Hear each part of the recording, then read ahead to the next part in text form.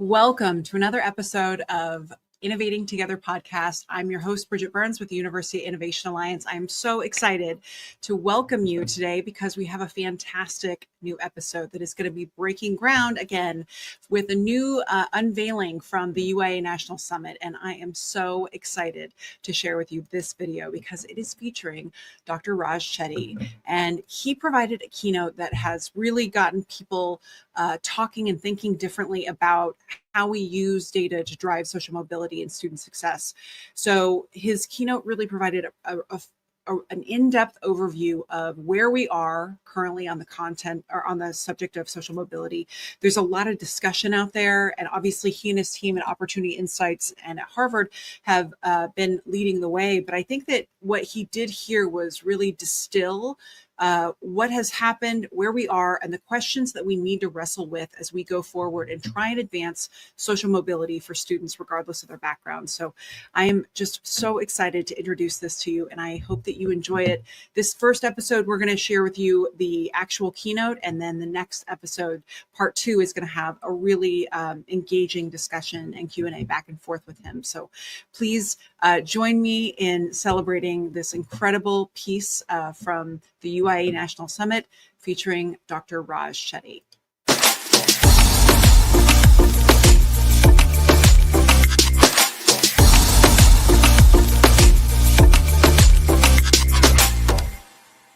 With you all today. So what I'm going to do is present what we're seeing in the data using large-scale data on specific changes that we can make in institutions like yours to increase economic opportunity, improve student success.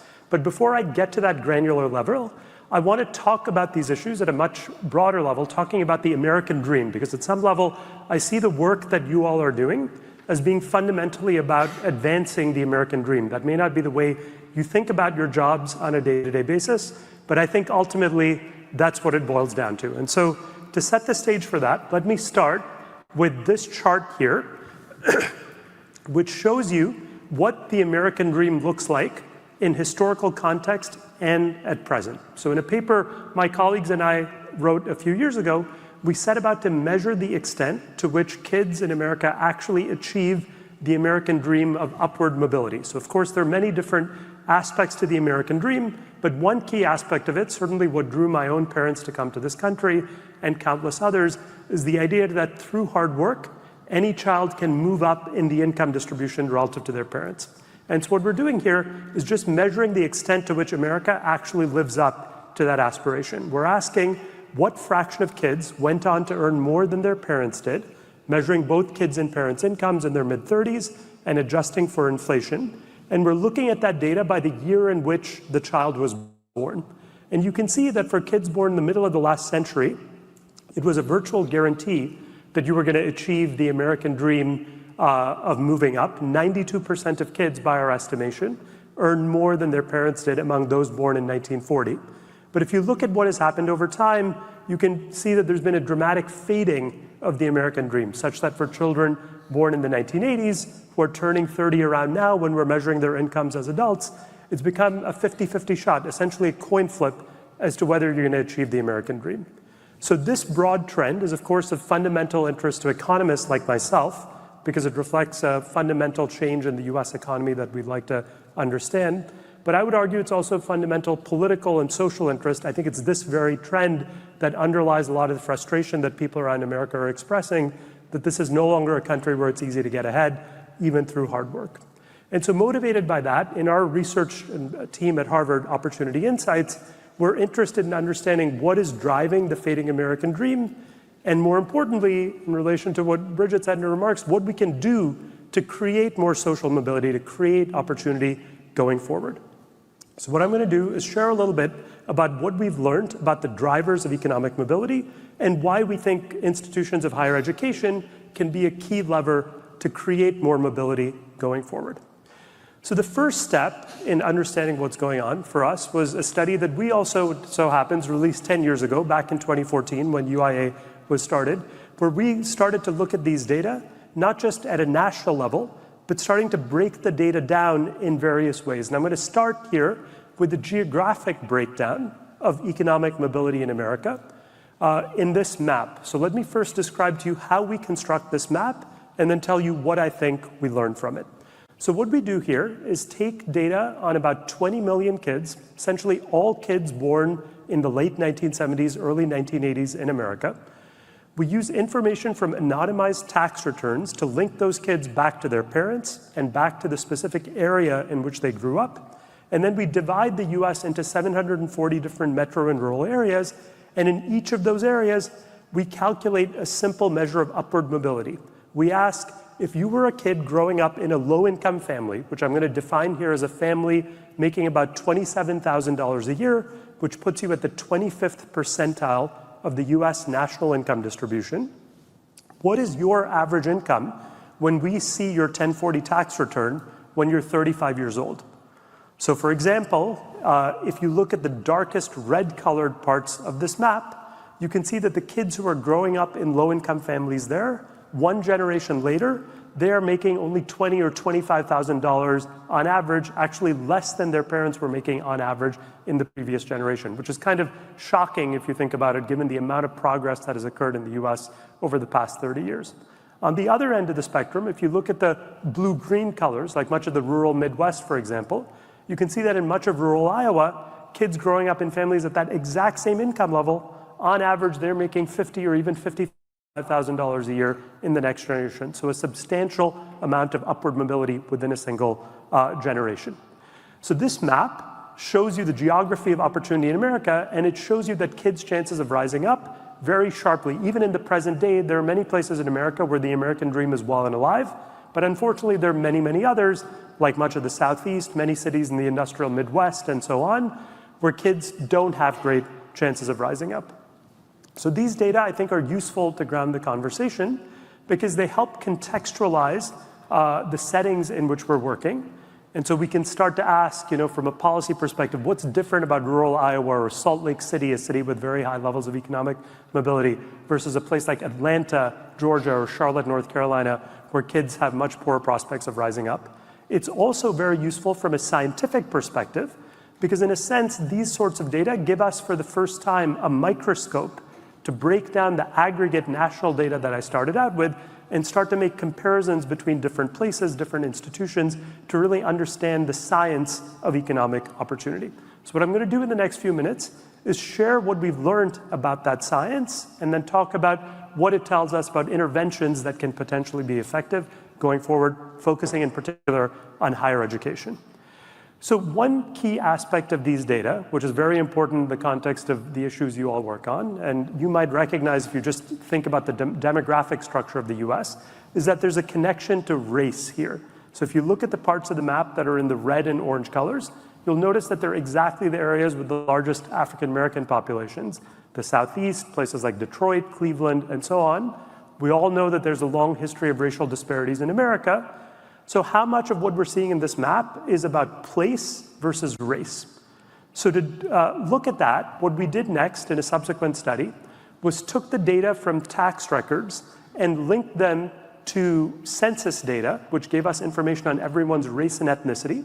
And that allowed us to draw this pair of maps here, exact same statistics that I was showing you before, but shown separately now for Black men on the left and white men on the right. Now, when you first look at these two maps, you might react by saying, oh, they've put these maps on two different color scales, kind of a red-orange color scale on the left and a blue-yellow color scale on the right. But in fact, if you look at the bottom of the slide, you can see that we have not done that. The maps are on exactly the same color scale. And what that's telling you is that there's an incredible difference in children's chances of upward mobility by race in America.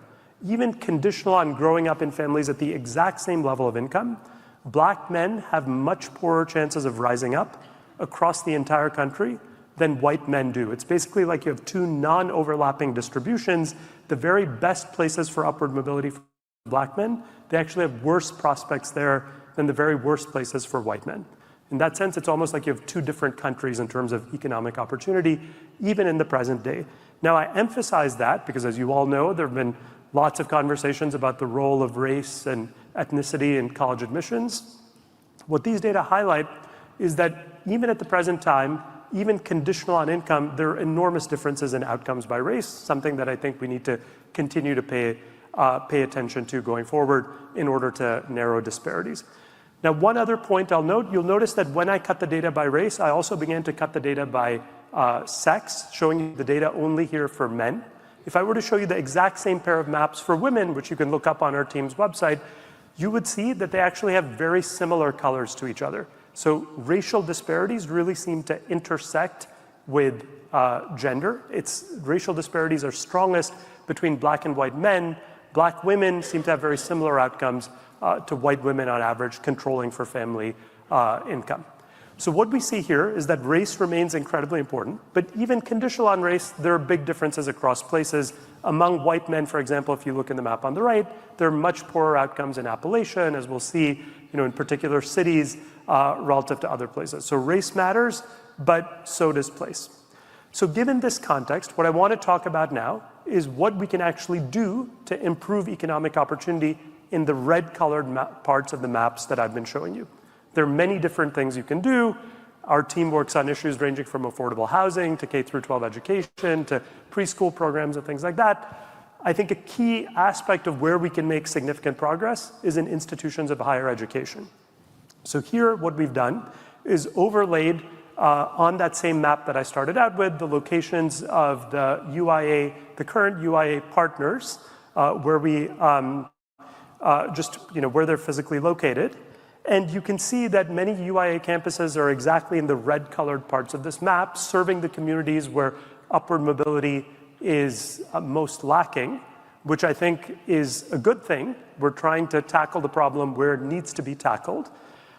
It also, I think, is very important for contextualizing the challenges you all face and other peer institutions that may be located in similar places, where there's a broader context of a lack of social mobility, and this is the problem that I think you all can hopefully help solve, but it's also helpful to recognize that it's not emerging strictly from the higher education system. There are a broader set of contextual factors that matter here.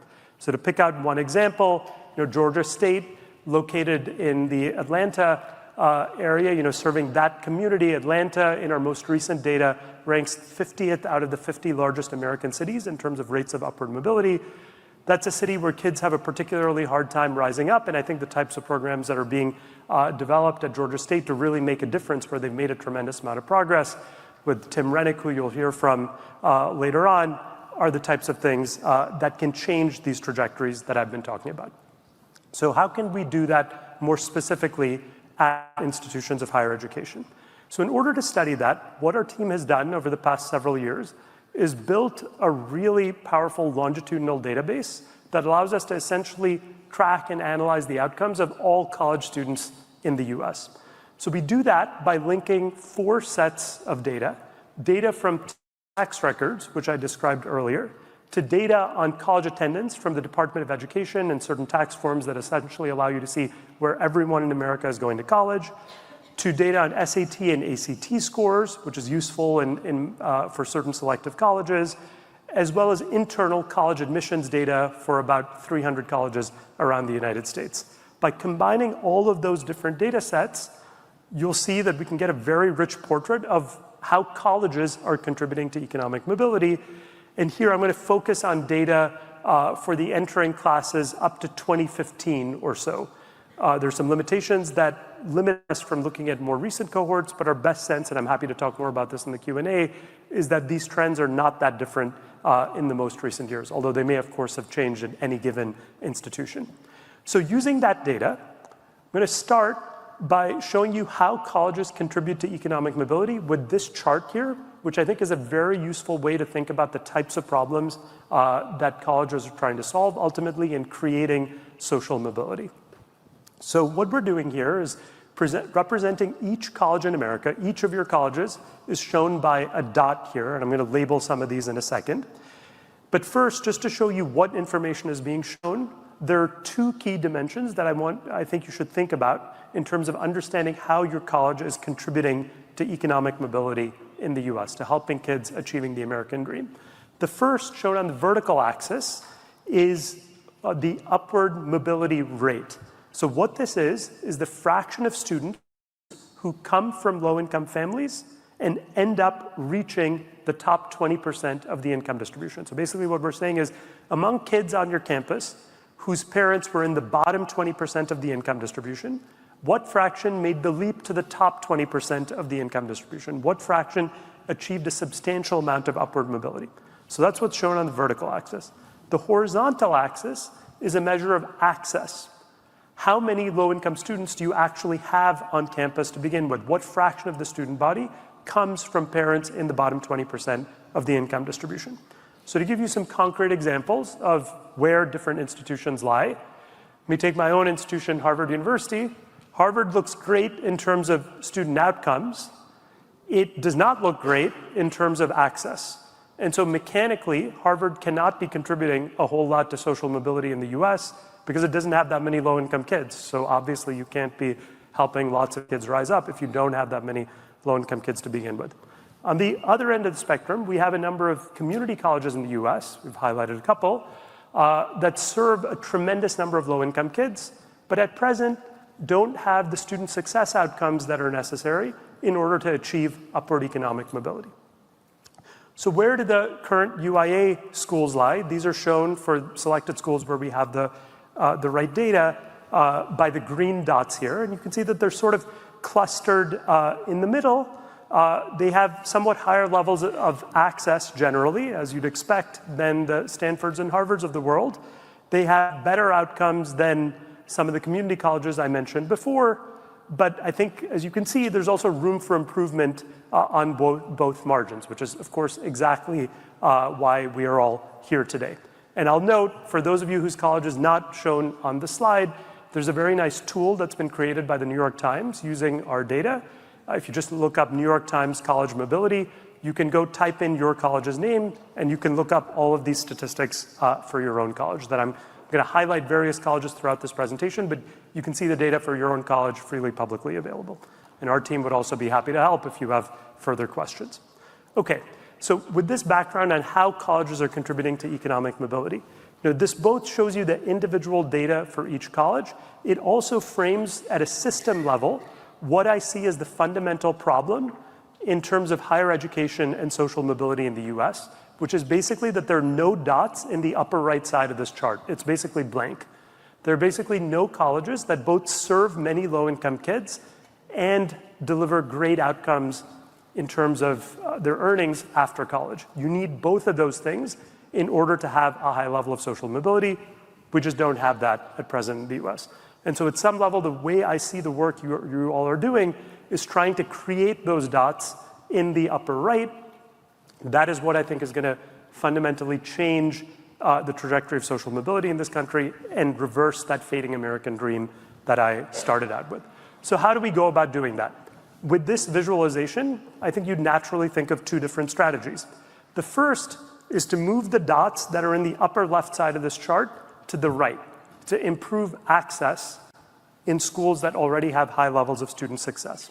Now, I want to spend a minute on that because I think it's useful to think about, and it is a viable strategy for many colleges, before turning to my central focus, which is going to be on how to improve student success, how to improve outcomes at the colleges that already have high levels of access.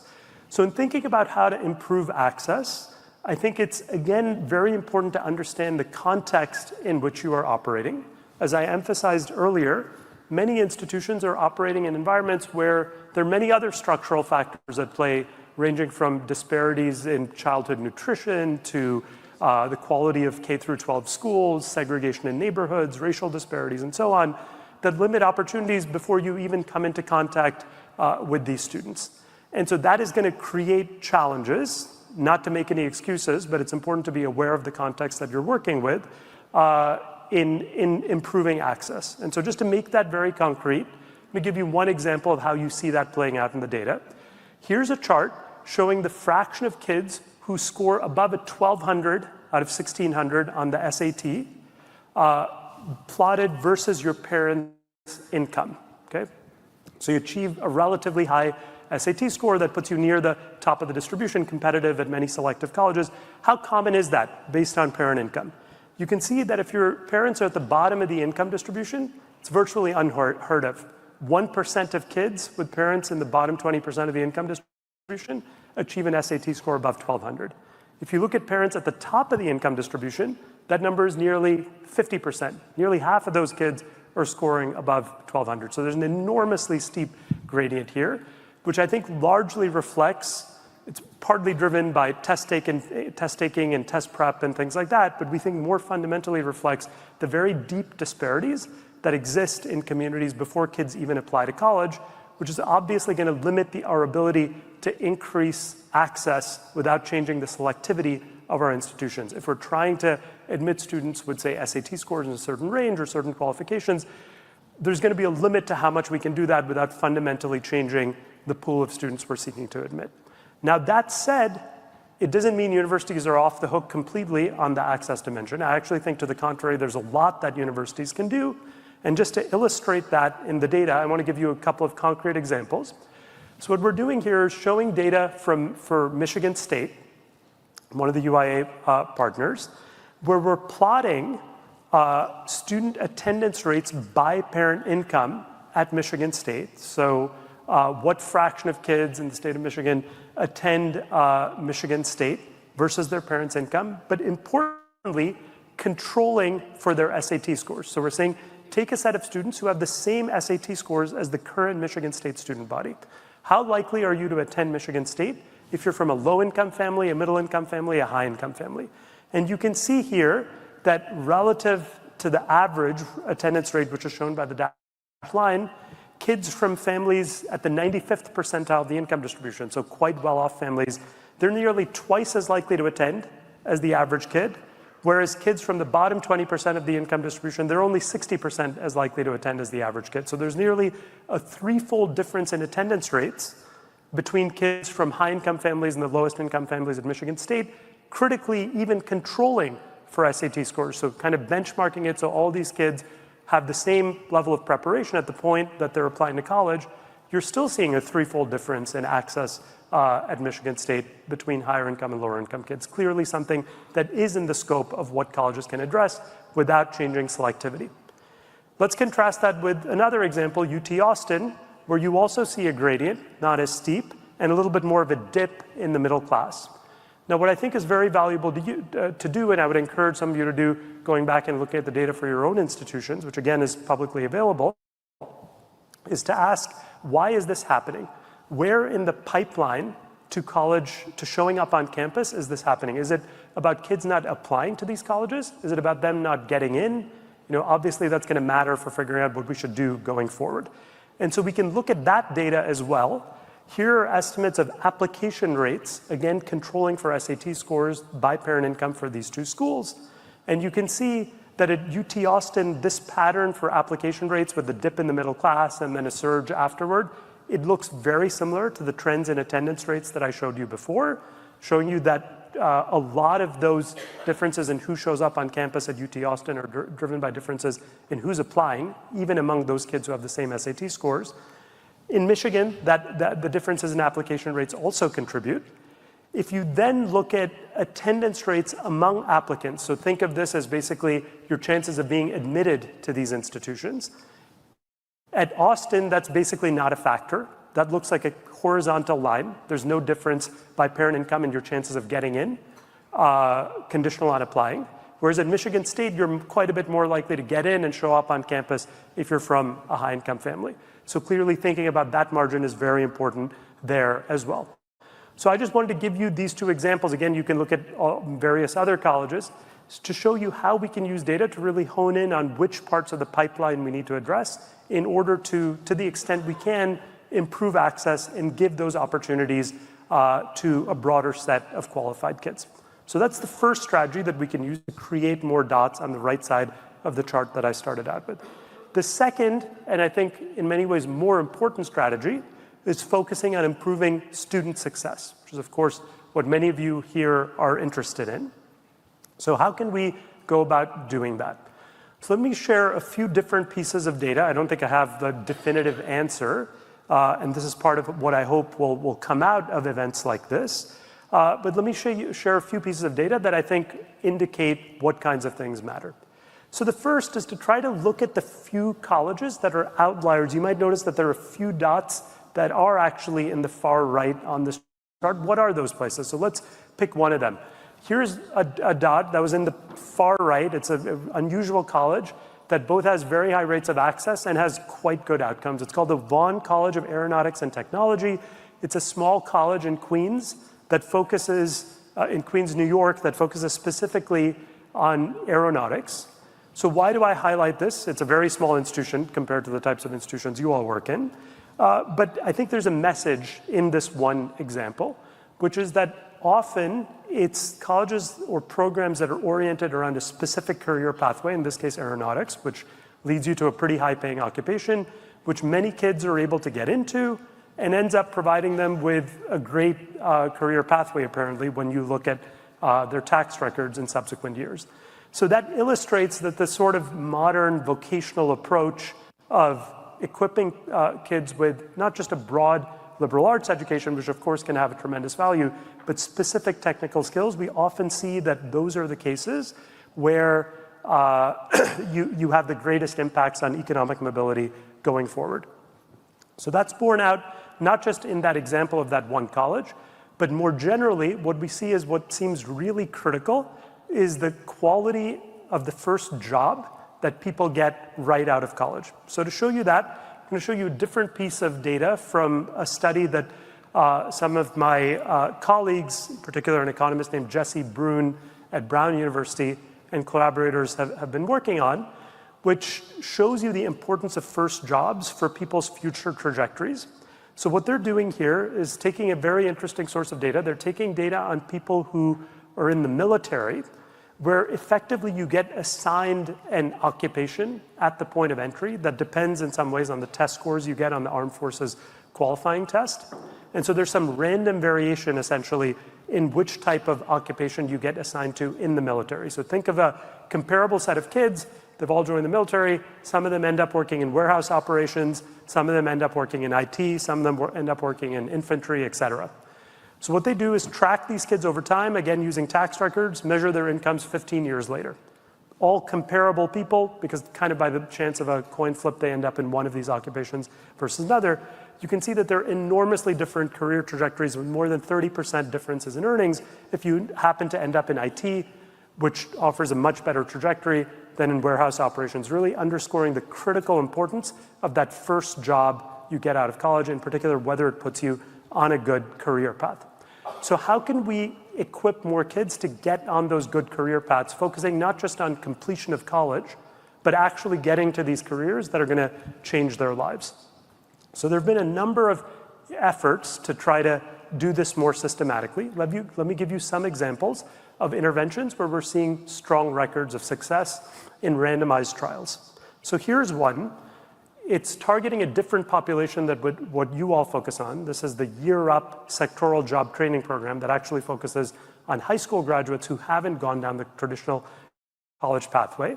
But I think there's an important lesson for all of us from this. So here we're looking at data from people who participated in Year Up, this job training program, in the green, and comparing them to a control group in a randomized experiment of people who didn't get access to the program, just through the chance of a coin flip. And you can see that when you follow these folks' earnings over time, again, using tax data, the people who participated in the Year Up program have systematically higher earnings for many years to come after they participated. So why is that happening, and why am I highlighting this example? You might know that there's a long history of job training programs in the US that have a record of being unsuccessful. Year Up and a number of new, what are called sectoral job training programs, differ from those programs in one critical respect. They really focus on social connection and social capital. They focus on not just teaching people things like IT skills, but connecting them with employers who want to hire for specific jobs and providing further mentoring and wraparound support. And this seems to make all the difference in terms of making them highly effective. We see that kind of lesson not just in job training programs, but also, here's an example, on campus that I interpret similarly. Suspect a number of you are familiar with CUNY's ASAP Accelerated Study and Associates program that has been highly successful on that campus, again in a randomized control trial. Here they're just looking at rates of degree completion. And you can see again the people who got a chance to participate in that program are far more likely to complete their degrees than those who don't. There are many things going on in the CUNY ASAP program, but one key aspect of it is it provides those student supports, provides that social capital that helps people navigate the program and complete more successfully. Here's a third example. This program called Bottom Line Advising focuses directly on access and success advising, highly intensive advising, both when kids are in high school and once they get to college. Again, has been evaluated using a randomized trial with 2,500 students. They find that without changing resources, without changing financial aid, anything else, just this advising program increases college enrollment rates by 13% and importantly increases BA completion rates by 23% 4 years after high school. So again, an example of a program that effectively is providing social connection, providing social support, and seems to really change students' trajectories. Now, those are examples of specific interventions that are trying to move the needle on that front. What I want to do now to conclude here is to zoom back out and show you how this theme of social capital and social connection matters not just at this specific programmatic level, but more broadly in thinking about the issues of the American dream that I started out with. So let me go back to the map that I showed you at the very beginning of this talk of upward mobility on the left based on tax records. That's exactly that initial map we looked at, showing how kids' chances of rising up vary across different parts of the US. The map on the right, which looks very similar, is actually from a completely different source. This is a map that we drew in collaboration with Meta, the company that operates the Facebook social network platform. We set up a collaboration where we analyzed data on 72 million users of Facebook and looked at various measures of social capital by county in the US. And what we're focusing on is one specific measure here that we call economic connectedness, which captures a very simple idea. All we're doing is measuring if you are a low-income person on Facebook with below median income, what fraction of your Facebook friends have above median income? In the map on the right, the blue-green colors are places where low-income folks are more connected to high-income folks. The red colors are places with more social disconnection across class lines. And you can see the result immediately for yourself. You don't need any fancy statistics here. It's totally obvious that the places in America where poor kids have the best chances of rising up and achieving the American dream are exactly the places where there's more interaction across class lines, where there's more social capital, where there's more economic connectedness. That turns out to be the single strongest predictor of economic mobility that we or anybody else studying these issues over the past decade has identified. And so that underscores, I think, the importance of thinking about how to create these kinds of social connections going forward. Now, again, that can happen in many contexts. It could happen in your neighborhood, in your schools, in your religious institutions. Importantly, I think it can also really happen on college campuses. And so here, we're showing the same kind of plot that I was showing you before with measures of student success on the vertical axis, that upward mobility rate, what fraction of low-income kids reach the top 20% from the tax data, but plotted against these economic connectedness measures, which we're also able to construct for every college campus, and by the way, have made publicly available. So you can look at how much kids of different backgrounds are interacting on your own campus by going to our team's website. And you can see that there's a strong link between these two things. It's the campuses where you do have more of that cross-class interaction, where you're seeing kids from low-income families thrive more. Underscoring that this is not just about specific programs. I think trying to build the sort of social capital and cross-class connection, connecting kids to opportunity, can really make a broad difference in increasing student success going forward. So to conclude, what does all this mean in terms of what we can do to create more mobility going forward? I think what emerges is maybe a plan or a way to think about an evidence-based path to increase social mobility, which I hope all of you will participate in going forward in the next 10 years. So the key open question in my mind to be addressed based on what we've learned so far is what interventions are most effective in creating social capital in particular as a pathway to increasing student success on scale. I've shown you a couple of examples of interventions that at a very specific level have, I think, had quite a measurable impact. How do you do that on the very large campuses you all are working in?